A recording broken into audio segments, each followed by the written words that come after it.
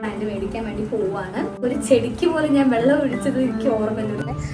തൊടുന്ന എല്ലാ പ്ലാന്റ്സിനും ഭയങ്കര വില, 300, 500.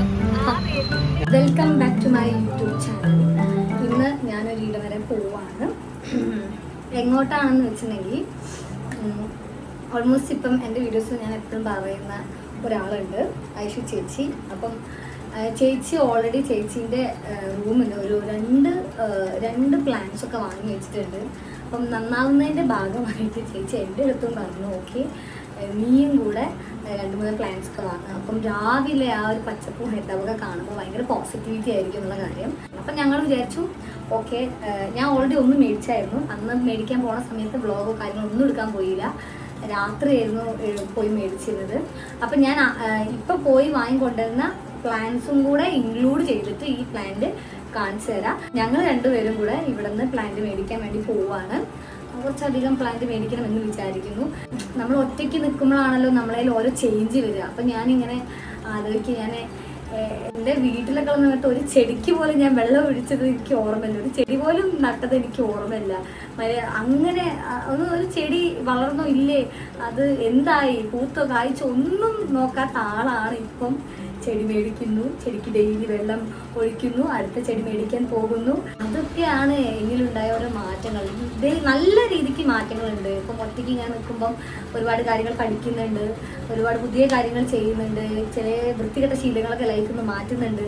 അങ്ങനെ പുതിയ പുതിയ കാര്യങ്ങളിൽ ഭയങ്കര എൻഗേജ്ഡ് ആണ്. അപ്പം വേർക്കുക. അപ്പം ഞങ്ങൾ പോവാണ്.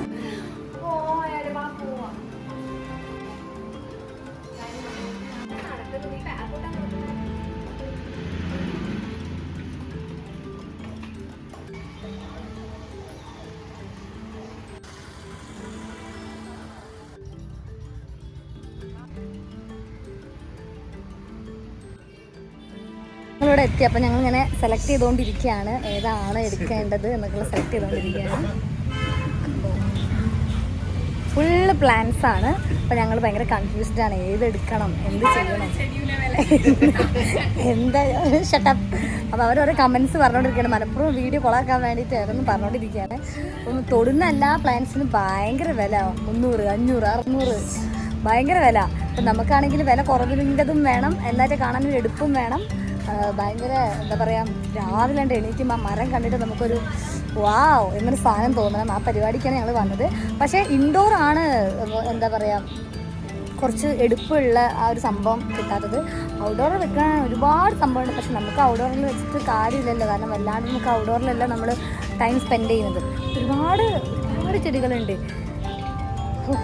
ഞാൻ ഈ നഴ്സറിയിൽ ഒരുപാട് വട്ടം വന്നിട്ട്, അപ്പോൾ ഓൾമോസ്റ്റ് എനിക്ക് ഇവിടെയുള്ള ഓരോന്നിൻ്റെ പേര് വരെ എനിക്കറിയാം. പക്ഷേ എൻ്റെ അടുത്ത് എൻ്റെ അമ്മയൊക്കെ വീടിൻ്റെ മുറ്റത്തുള്ള ഒരു ചെടിയുടെ പേര് പറയുമെന്ന് ചോദിച്ചാൽ എനിക്ക് അറിയാൻ പാടില്ല, ഏതൊക്കെ ചെടികളാണ് എൻ്റെ വീടിൻ്റെ അടുത്ത് ഉള്ളത്, മുന്നിലുള്ളത്.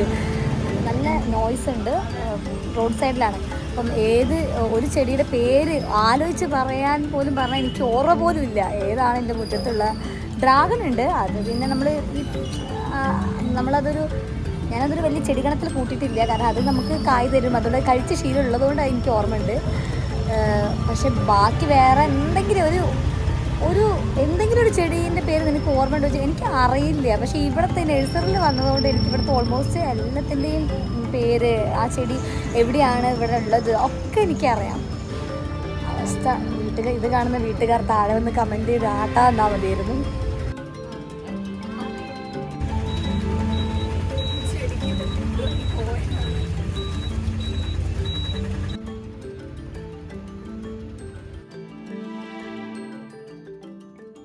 അപ്പം വ്ളോഗ് ഇവിടെ ക്ലോസ് ചെയ്യാൻ പോവാണ്.